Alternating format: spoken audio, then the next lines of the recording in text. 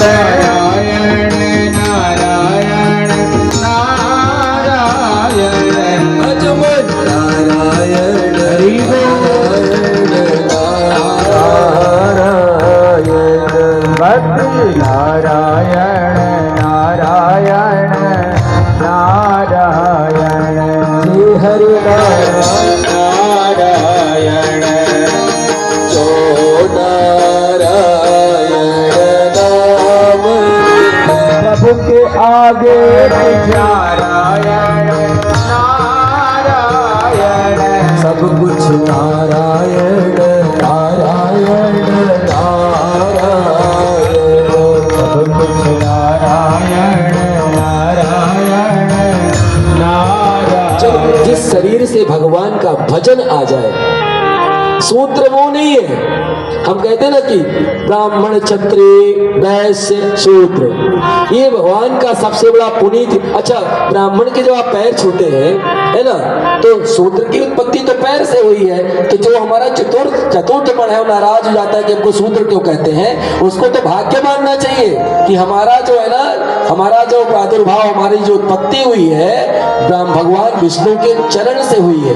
ब्राह्मण के आप पैर छूते हो, यहाँ सिर छूते हो कि पैर छूते हो, है? तो पहला चरण स्पर्श कहाँ होता है? शूद्र का होता है। शूद्र को कभी भी अछूत नहीं मानना चाहिए। मेरी बहन जानती क्या है? अछूत वो है जो मानव शरीर पा करके भगवान का भजन नहीं करता, वो अछूत है। हम सब कोई अछूत नहीं है। किसी से छुआछूत मत मानना कभी भी। और छुआछूत का भेद मिटाने के लिए श्री राम जी ने आप कितने अच्छे पावन चरित्र की, आगे की कथा आएगी, निषाद राज जी का प्रसंग आएगा, केवट जी का, माता सबरी का। ये ब्राह्मण थे क्या? लेकिन भगवान ने इनका सबसे बड़े उद्धार किया है। तो कभी भी किसी से अलग नहीं। अछूत वो है, ठीक है ना? छुआछूत का भेदभाव नहीं।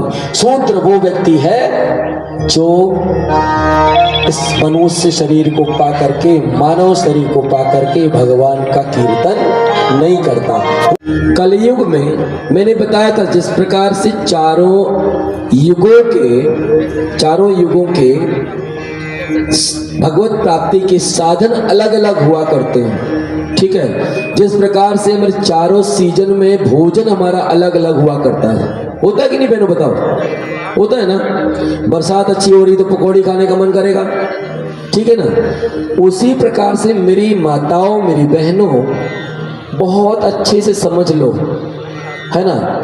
समझना क्या है कि हर सीजन का जिस प्रकार से भोजन अलग हुआ करता है, उसी प्रकार से हर युग का भजन अलग हुआ करता है, ठीक है ना? आगे बात समझ में। तो इस कलयुग में क्या करना है? केवल कलयुग केवल नाम आधारा, कलयुग केवल नाम आधारा। ऊंच नीच का भेद जहाँ नहीं, ऊंच नीच का भेद जहाँ नहीं, ऊंच नीच का भेद जहाँ नहीं।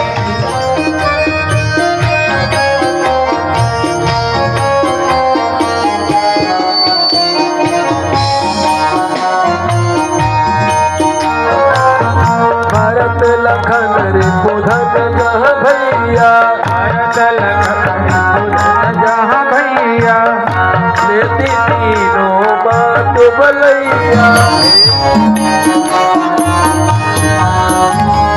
भरत लखन रिपुधन जह भैया। माला जाप करते हैं तो माला में पड़ोसी की बातें याद आती हैं। गरियाया था पिछले साल, कैसे बदला लिया जाए, है ना? कैसे इसको नीचा दिखाया जाए। जब भी भगवान का भजन करने चाहिए, माला जाप शुरू किया, आंख मूंद। अच्छा मैं बताऊं एक बात, आंख मूंद कर कलयुग में भगवान नहीं मिलेंगे, ठीक है ना? मुद्रे नहीं है, ठीक है ना? क्यों? क्योंकि कलयुग केवल नाम आधारा। आपको एक आधार चाहिए, ठीक है ना? आधार। गोस्वामी तुलसीदास जी की जो विद्वता देखिए, कहते हैं कलयुग में आधार कार्ड की बड़ी जरूरत पड़ेगी। इसमें से मोदी जी ने कंपलसरी कर दिया आधार कार्ड। ठीक है ना। ये आधार कार्ड कौन सा है? ये आधार कार्ड, अच्छा भैया बताइए, आधार कार्ड के बिना आप टिकट करा लेंगे? कराएंगे क्या? छोटी सी बात, रेलवे का टिकट कराते हैं तो आधार कार्ड लाओ, टिकट करा भी लिया तो टीटी का आधार कार्ड दिखाओ, आईडी कार्ड दिखाओ ना। और आप एरोप्लेन का टिकट ले लिया तब भी आधार कार्ड चाहिए। तो ये आधार भगवान, अच्छा सामान्य यहाँ से जमशेदपुर से दिल्ली जाने के लिए हमको आधार कार्ड की जरूरत पड़ेगी, तो इस धराधाम से भगवत धाम जाने के लिए आधार कार्ड की जरूरत नहीं पड़ेगी। वहां कैसे पता लगेगा कि तुम जेन्युइन हो कि नहीं हो, है ना? आप जेन्युइन हो या नहीं हो कैसे पता लगेगा? तो ये जरूरत पड़ेगी। तो कलयुग में कौन सा आधार कार्ड चाहिए आपको वहां जाने के लिए? जाना सबको है, कोई रुकेगा क्या? जीवन का अंतिम सत्य क्या है? मौत सबके आए पास आएगी, ठीक है, आना ही एक न एक दिन आएगी, चाहे योगी हो, सन्यासी हो, ऋषि हो, महात्मा हो, कोई भी आएगा आएगा। जीवन का यूनिवर्सल सत्य है, this is a universal truth, death is 100% perfect and until truth only. अगर मृत्यु लोक में कुछ भी सत्य है मेरी बहनों तो वो है मौत, मौत के अलावा कुछ भी सत्य नहीं है, ठीक है ना? बात समझ में आ गई? तो जब हमको चार लोग ले जाकर के फूंक देंगे, है ना, तो फूंक देंगे तो आत्मा तो फुकरती नहीं है, ठीक है ना? कहते हैं कि आत्मा न अग्नि जला सकती, न जल डुबा सकती, न आप उसे काट सकते, न मार सकते। नैनम छिद्यति पावका, नैनम धात पावका, नहीं जला सकती आत्मा को, तो ये आत्मा ही जाती है ना। तो ये आत्मा कौन से आधार कार्ड को लेकर के जाएगी? कलयुग केवल नाम आधारा, यही आधार। ये रामचरितमानस केवल एक चीज समझने का। गोस्वामी तुलसीदास जी ने कहा कि बाबा ये कोई पढ़े ओढ़ेगा नहीं इतना ज्यादा, कोई सूक्ष्म साधन बता। अच्छा हम तो बिल्कुल शॉर्टकट देखते हैं ना, शॉर्टकट, है ना? अरे महाराज जी से मिलवाने के लिए कोई ऐसा नहीं है कि शॉर्टकट हो रास्ता। भगवान द्वारिकाधीश के दर्शन करने जाते तो कहते हैं वहां भी शॉर्टकट, सीधा हम अयोध्या जाते हैं लाइन में खड़ा नहीं होता, वहां भी शॉर्टकट। डीएम साहब से मिलना है तो डीएम साहब से मिलने के वहां भी शॉर्टकट। अरे शॉर्टकट के चक्कर में लॉन्ग कट भूख जाओगे, लॉन्ग कट। शॉर्टकट कभी जीवन में, मेरी माताओं मेरी बहनों में बड़ा आदर से आपको करूं, मैं बहुत सम्मान करता हूं आप सबका। जीवन में कभी शॉर्टकट मत ढूंढना। शॉर्टकट के चक्कर में ही आजकल एक्सीडेंट होते हैं, होते कि नहीं होते भैया? रोड में देखिए शॉर्टकट ले लिया, ओवरटेक किया, गए काम से। लॉन्ग कट, मस्ती में रहिए और मस्ती में रहते रहते केवल क्या करिए?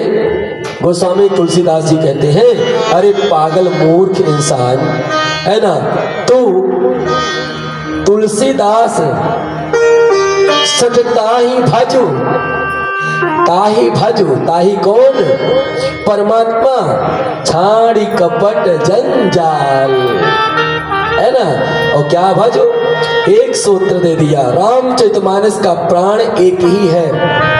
ये रामचरितमानस जो है गाने का विषय है, सुनिए भैया, ये गाने का विषय है, इसको उतार नहीं सकते, नहीं उतार सकते। बड़े बड़े लोगों का नहीं उतरा, मत उतारिए, गाना चालू कर दीजिए। गाना जब चालू कर देंगे ना तो अपने आप ही उतर जाएगी, है ना। जब गाना चालू करेंगे ना इसको तो अपने आप ही ये उतर जाएगी। आप में हमारे में उतारने की क्षमता नहीं है, नहीं उतार सकते, क्योंकि हमसे काम क्रोध मोह लोभ छोड़ा नहीं जा सकता, ठीक है ना। और ऐसा उपाय मैं बार बार कह रहा था लगातार कि आप ऐसा उपाय कर लीजिए कि आपको एक काम लोभ मोह छोड़िए अपने आप ही भाग जाए।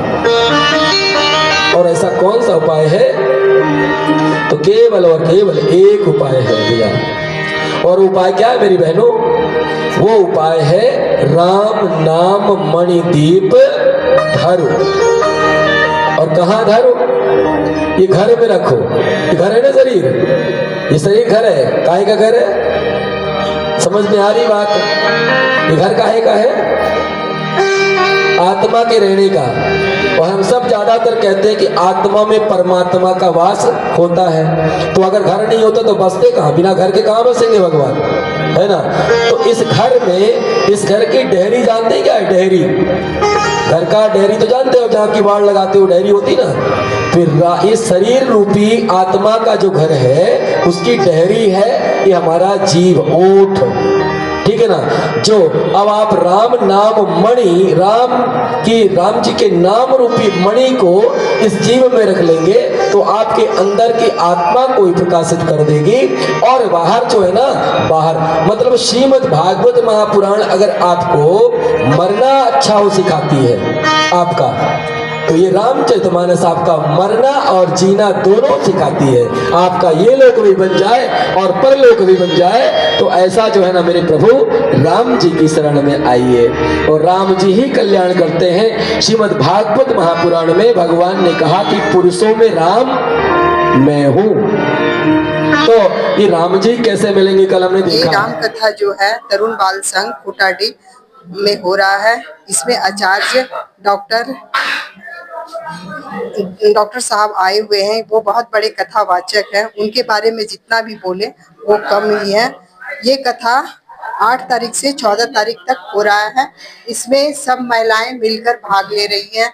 महिलाएं बहुत उल्लास के साथ राम कथा सुन भी रही है, नृत्य भी कर रही है, डांडिया भी कर रही है और उन्हें अच्छा भी लग रहा है। ये हनुमत सेवा संघ की और से हम लोग 40-50 महिलाओं का एक संगठन तैयार किए हैं और ये राम कथा 8 से 14 के बीच अंत नहीं होने वाला है। इसके बीच महिला शक्तिकरण को लेकर हम लोग बहुत बड़े कार्य कर रहे हैं।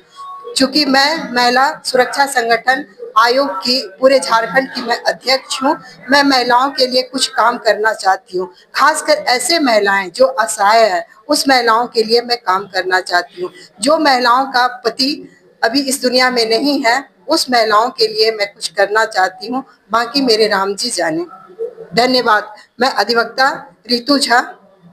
हम लोग सोनारी बटतल्ला में जो तरुण बाल संघ हनुमान मंदिर है वहां पर पद्म विभूषण अनंत 1008 श्री श्री डॉक्टर देवाचार्य जी चित्रकूट वाले कथा सुना रहे हैं।